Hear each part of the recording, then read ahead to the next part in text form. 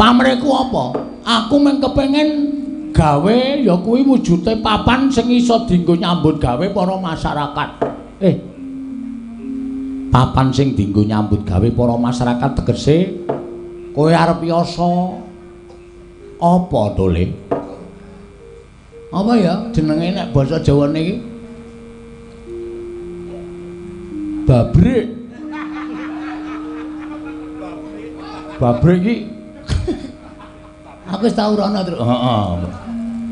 Tegese piye? Kuwi lho pokoke dienggo nyambut gawe para wong-wong Karang Pradesan kene. Merga ngene, Pak.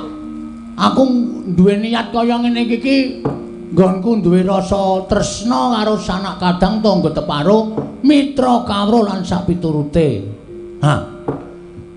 Wis terus terang wae ya, Pak. Aku arep gawe papan dienggo nyambut gawe para wong-wong kuwi neng papan kene mbuh mengko dadine wujude apa kuwi urung terencana neng pikirku.